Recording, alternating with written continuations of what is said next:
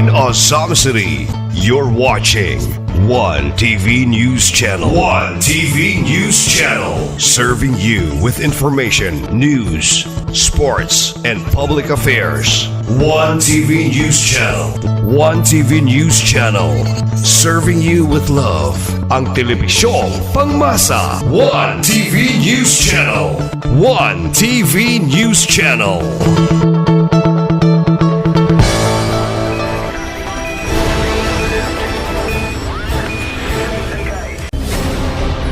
One TV special report.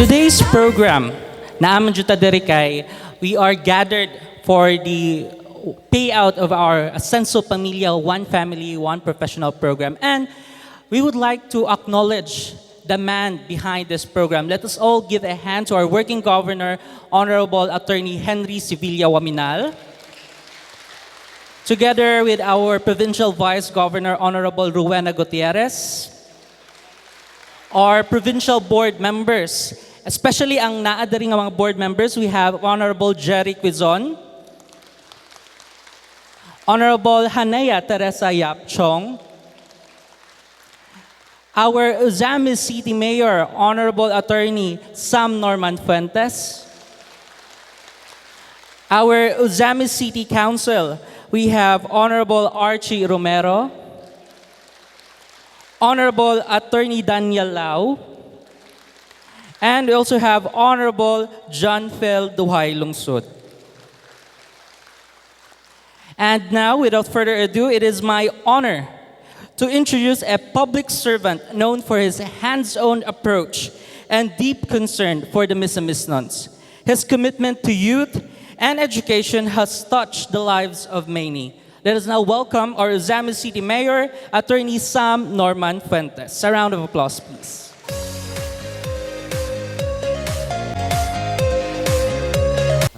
Welcome everybody.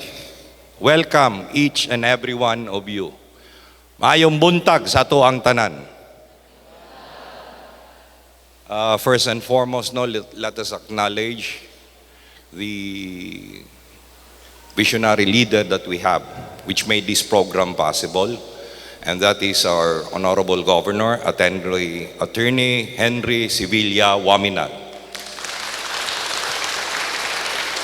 Let us also acknowledge our representative for the district, Congressman Sancho Fernando Ando Waminal, and our national representative for the Ascenso Pinoy Party List, Attorney Henry Indy Waminal Jr. And the board members present, Board Member Jerry Quizon,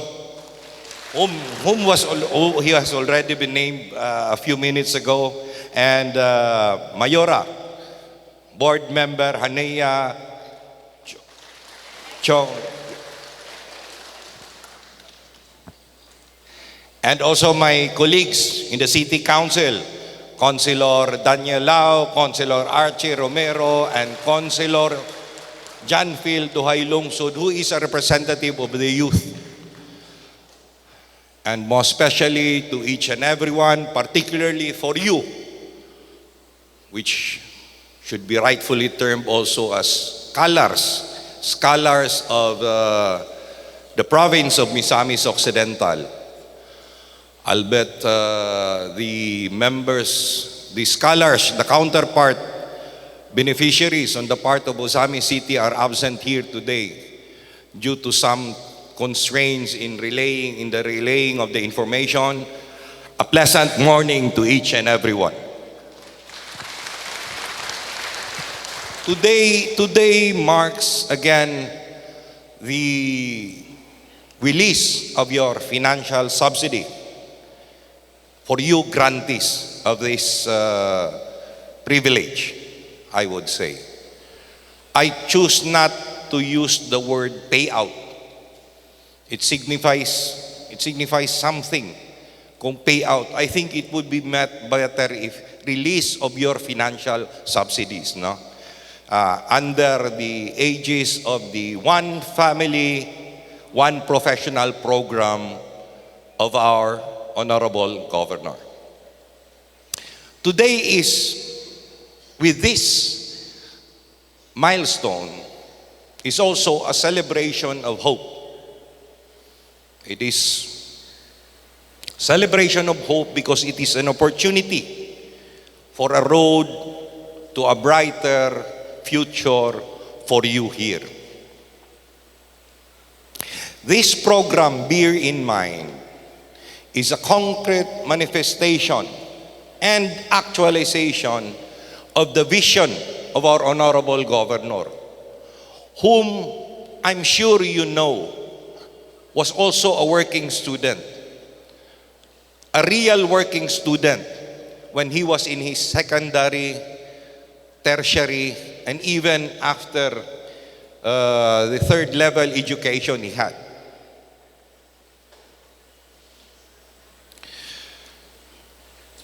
This concrete manifestation is based on his concept that an empowered and progressive city or province under the Ascenso administration is that no family should ever be left behind. That is why that is one professional, one family. So with this in mind, this is also in the nature of an investment on the part of the province. Investment because we are granting you financial subsidy. The vision is anchored on the thought that by laying the groundwork, sustainable development could be had per family member of Misamis Occidental, thus breaking free from the chain, I would say, of poverty when family members cannot attain education because of lack of financial resources, and of creating a new generation of hope bearers and change makers. And that is you here. And this program also would not have been possible without, if this is not buttressed, help with a strong collaboration from our district and national representative in Congress. And that is again Congressman Ando Waminal and Congressman Indy Waminal Jr. Through legislation and effective marshalling of financial resources, all of this contributes to make the program of One Family, one professional possible. As a city mayor, therefore, of Ozami City, I stand firmly on this commitment and mission. That is why the city has been endeavoring to provide facilities, resources, and the support needed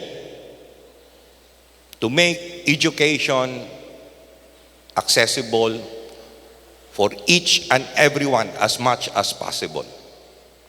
Although I miss the grantees also of the LGU of Ozami City here, but rest assured that we will just make up comes the next scheduled release also of financial subsidy. This also is a concrete show of the Ascenso brand of service. Because the Ascenso brand of service actually recognizes, acknowledges that you, the youth, are the key of the future for our city, for our district, and for our province. So with that in mind, I can only encourage, in fact, I appeal to you to use this opportunity wisely. Be serious, therefore, and be diligent in your studies. Bearing in mind that attaining or finishing your degree is not just for your personal advancement. It is also for your family, for the community, the city, and the province as a whole. If you will be able to graduate, then the province, the city, and all your leaders can also say that we are a success. Be a living proof, therefore, that education is the key to transform the future.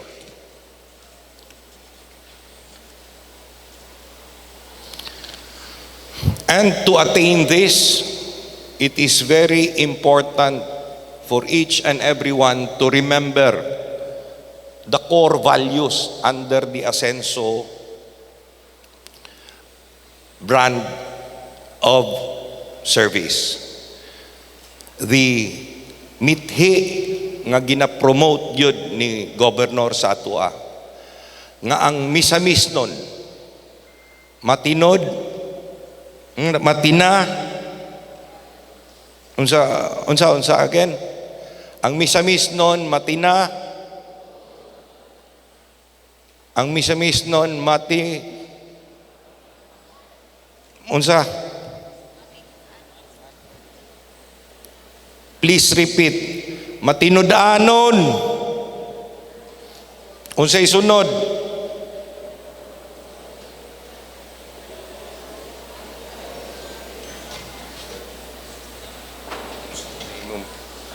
Walay ulaway. Unsay sunod? Unsay sunod? Ma'am. Unsay sunod? Matinabangon. Matinabangon. O ika-upat is mahigugmaon, matinahuron, matinud-anon, matinabangon, o mahigugmaon. Ang lima nga ginadunga gani pod ni Governor Yudani in each and every occasion nga magkuyog mi maampuon pod. If you adhere to these core values within you, then surely you will be success in any endeavor you will have in life. So with this, let us continue to work and to persevere collectively with a strong bond to sustain and maintain the already achieved na ang misamis nun magpuyong, malinawon, malambuon o malipayon. Once again, welcome to Uzami City and congratulations. Together, let us move forward and shout to the world that asenso, pagkahinay, asenso, asenso, asenso, segundo, usab, usbon ragun nato be, asenso, asenso, segundo, asenso, nawala naman po. Ikaupat, asenso,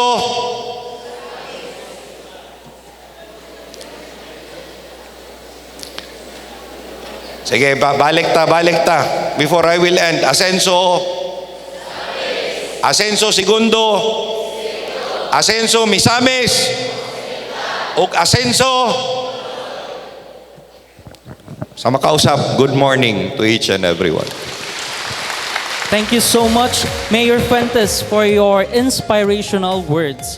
Your strong support fuels the dreams of our grantees and empowers our province to thrive. At this juncture, we now turn to some important announcements and reminders regarding the program process. Guiding us through this segment is our Ofop Secretariat, Ms. Dabi Marie Cabantac. A round of applause, please. Thank you so much, Sir Bill. My respect to our Honorable Working Governor, Henry S. Waminal, together with our Vice Governor, Norena Weng Gutierrez. We also have here with us our board members. We also have Mauli Pag-abot, si Board Member Eduardo Cebedo, Board Member Jerry R. Quezon, and Board Member Henea Teresa Chong, and also from our City Mayor of Ozamis, Attorney Sam Norman G. Fuentes, together with the city councilors, headed by the Vice Mayor Simplicia Oneri. So to start, indeed, you are blessed nga niya karon. Pasabot nga niya mo, nakapasar ang tanan. Pakpakan na totoo galigon that we have passed ato ang subjects. Pasabutan na naamo kay wala mo'y bagsak. No? And now, let me remind you of our responsibilities and obligations of the grantees. So first, the grantees shall fulfill the following responsibilities and obligations. So being a part of the grantees, it means na gyud tayo obligations and responsibilities. So first is always live and manifest the core values and the thrust of 5Ms, Miss non. So sa review naman ni Mayor kaganina, unsa gito ang core values? The first M would be Miss non, matina, huron, matinod-anon, and matinabangon, mahigugmaon, and most of all, mainampuon. So, dapat the IS grantees uphold ta nga core values as misamis nun. And also, you are also mandated to attend activities such as payout provided by the Ofop program management. And also, dapat we need to act as role models to our communities to uphold ourselves as exemplary students. Kinsay mga exemplary students dire, mga cum laude padulong, makabalog isa ni graduating. Si taas daw sa kamot sa graduating na for this school year. Kamay ra? Okay. So, you by the eye. And also, we need to adhere to the policies and rules and regulation of your partner schools, of the schools. So first, and next would be ang atuadjong gipaningkamutan every semester, no failing grades. No? Butan kay itong governor, kay kana ra gyud iyang gipangayo of all scholarships, diha nga naa diha, ang atua ra gyud diri sa One Family, One Professional program, ang gipangayo would be walay bagsak nga grado. Wala ta gipangayuan ni Gov straight straight uno, straight 90 plus nga grado. The governor is only asking for a passing grade. So of course, dili pud ta madto sa pasar. Kay kung pasar ato ang goal, mausos ta gamay wa na bagsak na. Ato ta sa flat 1 para at least ug mausos gamay, at least pasar gyud. So the academic performance, the grantees must have passed all the academic requirements and no failing grade in any subject. Accordance with the academic standards prescribed by the existing rules and regulations of the school and of the Ofop program. So remarks of dropped or no grade is equivalent to failed grades. So kung may drop or no grade, that is actually the failed grade, considered as failed grade na. And also for the incomplete grades, mga INC grades, shall only be allowed for the on-the-job training and for those who have research or thesis purposes and must be completed based on the period validity allowed by the school. So kung taas na kay kang nag-thesis diha, nag 2 years na ka, so marag lapas na ka sa imuhang kontrata. So ang thesis, di ba, kasagara is only 1 year. So half semester for the proposal, half for the defense. Kung i-extend na ka diha, so we have to talk to your coordinator na. Kung nilapas na ka sa imuhang kanang require lang a year. So provided that the letter request to consider INC grades for research and thesis must be endorsed by the authorized LGU or inyuhang school. And of course, i-approve sa atong Ofop board and our governor. So next, about shifting of schools and degree programs. So part ni siya sa inyong gipirmahan sa MOA ha. So shifting of schools and degree programs, so due to inevitable circumstances and reasons, the grantee may be allowed to transfer or shift to another school or degree program only once, provided that the grantee will notify in writing to the governing board or sa inyuhang LGU or sa inyuhang mayor through the secretariat prior to his or her enrollment. So prior pasabot, before ta mo balhin, before to mo enroll og another kurso, we need to inform our coordinator beforehand. Dili kay ma'am ning shift nako or ma'am ning balhin nako og school. We need to really coordinate with our coordinators kay maglabad nilang ulo og nibalhin na mog kalit. So which will be subject to the approval of the board, of course. And now we're now to submission of documents. So simple lang ato ang renewal na to every year. Ang every semester na to nga ginasubmit is first, of course, your certificate of grades with no failing grade. Pero kung nabagsak ka diha, submit lang gihapon. Kay para ma-assess pod namo. And of course, the certificate of enrollment and the certificate of registration. So must be validated by the registrar. Ma'am, pwede ang sa portal again, must be validated by the registrar. So observe timely submission of documents to your respective coordinators.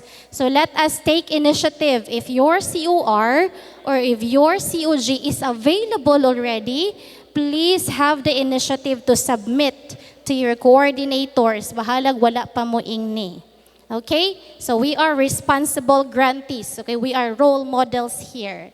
And of course, ang kanunay nga kalimtan, always keep a copy of the following: COR or COE, inyong certificate of registration and or certificate of enrollment, and also the certificate of grades. Kay mo na itong problema kada payout, tinuod? So, always keep a copy. So, let's make use of the technology. Number 1, have it scanned using your phone, cam scanner, Adobe scanner. So, free ra na siya sa Google Play or sa Apple Store. So, you may use those applications or have it photocopy kadaghan na. Kung naka-receive na mo sa inyong COR or COG, daghana og photocopy para dili mahutdan every payout. Okay, every payout, pangayuan taog, COR and COG. For this time, need taog COG. For the next coming payouts, kung na-assess na inyong grades, so no need for COG, just the COR. But for this payout, to this payout, no, what we need would be the copy of the validated certificate of enrollment for this semester, school year 2025-2026. And of course, the copy of the validated school ID. Kung school ID inyong i-present, the validated school ID or, or any valid ID. So, sabay naan nyo diha, license, or sabay another valid ID, postal ID, voter's ID, voter certification, or national ID that will also serve as a valid ID. And last but not the least, a copy of your validated certificate of grades for the second sem. So last semester, second sem, 2024-2025. Again, just a copy. So photocopy, pwede ra. Dili necessary ng original ang ato ang ihatag sa tong paymasters karon. And that's it so far for our announcement. Daghang salamat sa tanan. Thank you so much, Ms. Kabantak, for that very important updates regarding today's payout. So, at this juncture, ato sang i-review daan daw be kung na-internalize ba jud or nakuha, mag-quiz ta. Sige, magdungan ta ha. Unsa gali ang 5 M's? Sige, 1, 2, 3, go!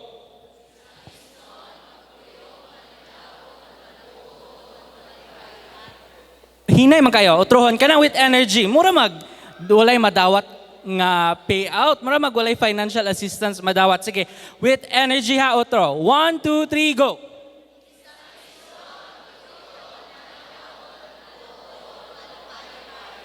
Okay, so dapat internalize nato na kay that is our provincial trust of the provincial government as well as the city government and sa ato ang mga first district and second district. And then, unsa ang ato ang 5M's core values? Kani kay, medyo dili pa kayo ni makuha ninyo mga grantees. So, unsa gali ang una?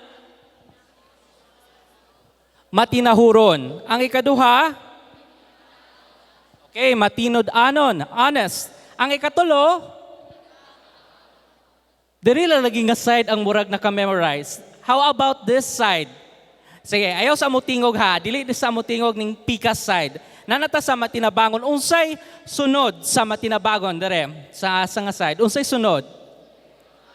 Okay, very good. Kuha kayo basta mahigugmaon, no? Kay gugma-gugma na gudayon. Ang kaawahe, ang bagong dugang.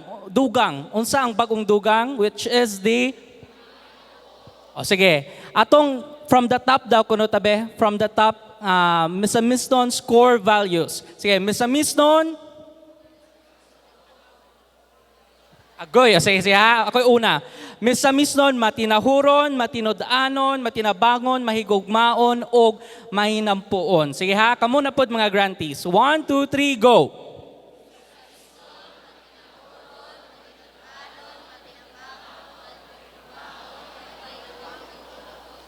Muraga maag-maag na.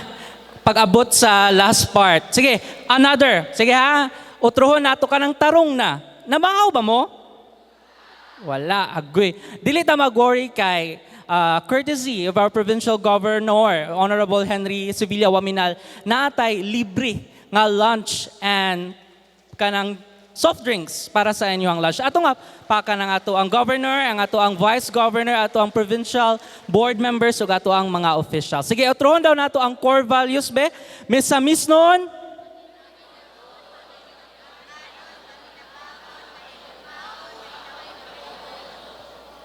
O sige, murag dawato na lang nato to kay murag galuya man jud gyapon.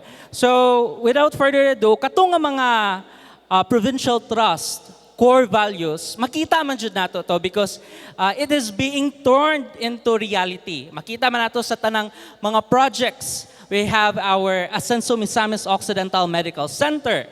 Kanang ato ang Maldives of Mindanao. Unsa gali na ang ato ang Amurap, the Ascenso Misamis Occidental Resort and Aquamarine Park. So, we also have our various programs, gikan pa aning sa atong educational, we have our agricultural programs, in every sector. gina-providean sa ato ang mga provincial leaders. So karon, before ta mo proceed sa ato ang program, ato sang tawagon ang ato ang grantees for each this municipality or school. Unahon nato ang Uzami City. Asa man ang Uzami City grantees? Tindog daw tabi, grantees sa Uzami Cities. Okay, so daghan kaayo present, almost. Okay, halos 90% of attendance completed. Hapit na. Maghuwat ta atong uban pod. Okay, thank you so much Uzami's grantees. Next, we have the grantees from Tangub. Asa man ang taga Tangub, okay? Tindog be, ang ato ang mga Tangub City grantees. Atong pakpakan. Pakpakan na to ang ato ang mga grantees. We have 133, so 100%. Wow, kumplito ang Tangub City grantees. Next, we also have our grantees from TCGC. Asa ang TCGC? Nasa Luyo, we have 80% attendance. Thank you kayo, TCGC grantees. We also have our grantees from the local government unit of Bonifacio. Asa ang mga taga Bonifacio? Okay, nadering aside, naa sila is 63% attendance rate. Thank you so much, grantees from Bonifacio. We also have from Clarin. Asa man ang Clarin? Okay, tindog ta mga grantees from the local government of Clarin. Nasa like 94% attendance rate. Okay, thank you so much.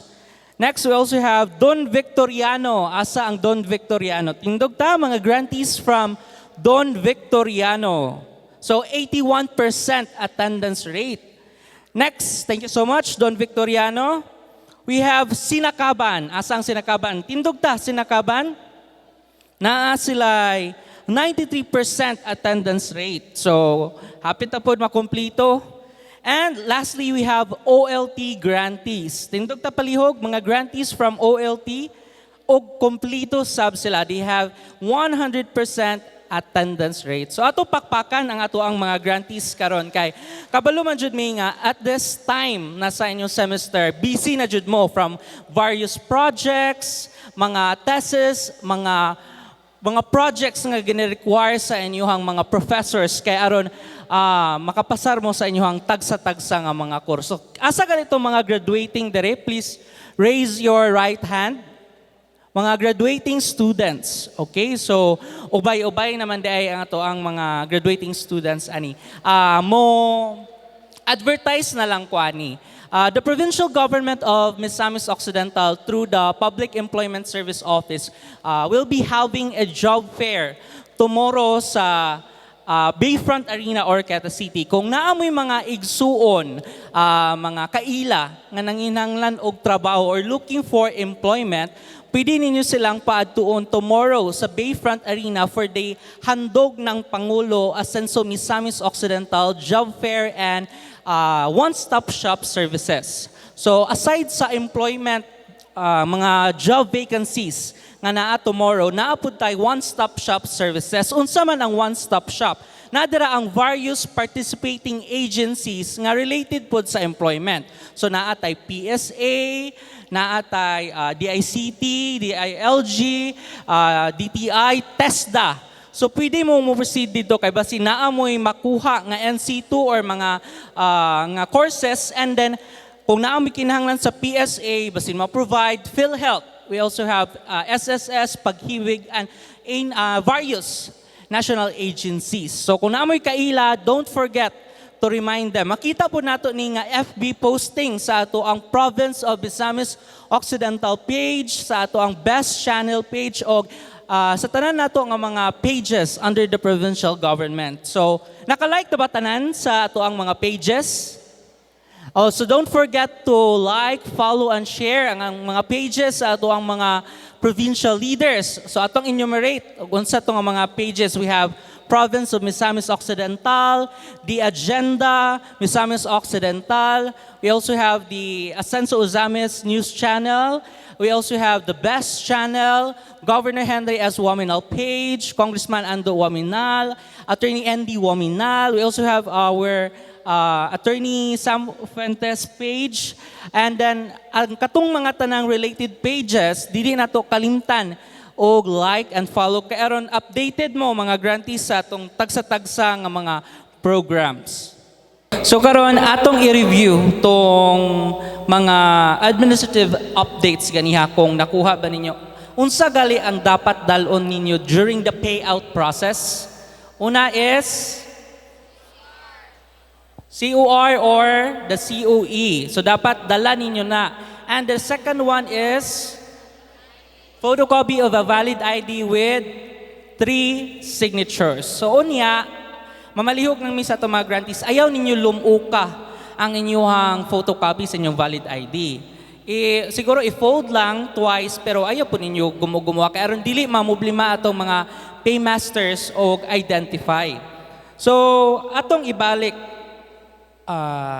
make sure nga during this semester, no failing grade. So, INC grades shall only be allowed for, katong giingon ganihan ni Ma'am Ms. Davy, nga ang INC grades is only allowed for on-the-job training, OJT training, research, or thesis. Maura na siya ang allowable sa INC grades. Kaya maapas pa man na siya og input sa inyong mga professors. Ang isa pod is the drop or no grade. So kani nga opportunity, dili jud nato ni angay sayangan kay because with this, mapadali ang inyong pagskwela, dili na problema ang inyong ginikanan kung asa sila mangita og pang-allowance ninyo. And of course, advantage biya pod sa employment if you are a professional. So ang isa pod is katong shifting of schools and degree programs. Dili lang ta basta-basta mo shift kay mayon mo og medyo lisod naman ni engineering course or architectural course or nursing. Mo shift mo og laing course. Dili na siya pwede kay nagpermahanay man ta og Memorandum of Agreement. It is a MOA between you grantees and the provincial government and the city government. So, kung unsay buhaton kung mo shift mo og course or laing degree programs, need mo og letter. So, mag-notify mo in writing sa governing board sa ato ang Ofop program nga magpahibalo mo prior, dili kay basta-basta lang mong mo-ship sa program, magpahibalo mo sa inyong coordinator or sa inyong LCE, sa inyong mga mayors. So ibalik dato, ang inyong andamon ron is ang Certificate of unsa galito? COR or COE or COG. So kani ang tendency manggod is, ang ubang grantees, pag umaghatag sa registrar, di malimot na mo og keep og copy. Dapat katong giingon ni Ms. Davy, mag-retain mo og multiple copies. Kaya aron dili na mo problema og sige og pangayo. Kay bisag sa puhon-puhon, if you are mahimo na mong mga professionals, naamoy mga certificate of trainings, naamoy ka ng mga birth certificate, or bisag unsa nga mga clearances, dili na siya, dapat mag-retain mo og inyuhang copy. Say for example, mga-apply mo sa provincial government or any government agencies. Mangayo man jud na sila og birth certificate or PSA, inyuhang mga inbay clearance or police clearance, in any other type of documents, dapat magbilin mo og photocopy ninyo. Dili lang mo nga mag-submit mo dito, then pagsunod mag-submit tapon mo sa laing agency din. Gasto biya kaayo ang pagkuha ana nga mga documents. So you need to retain a copy for your own. Aron dili na mo magsigi o pangayo og dili pud sakit sa bulsa.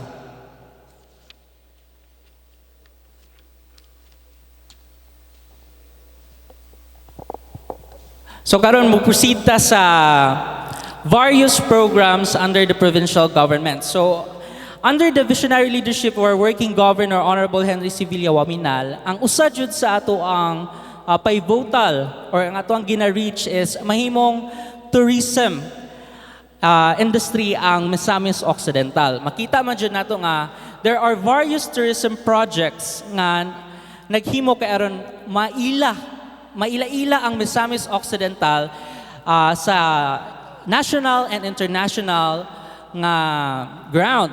Una natong gina-improve karon is ang Asenso Global Gardens dira sa Huyuhoy, Tangub City. Kinsa na nakaanha dira? Please raise your hand. Kinsa na nakaanha dira sa AGG? Gamay ra ang nakaanha sa AGG? Oh, naahalos dito. And next is kanang sa ato ang Sinakaban, katong giingon nga Amurap. And then we also have katong sa Kalamba. We have gidevelop po karon sa provincial government which is the Siloy Man-Made Lake. So dira na ay mga water sports activities nga puhon makadani og mga foreigners og mga tourists sa Misamis Occidental.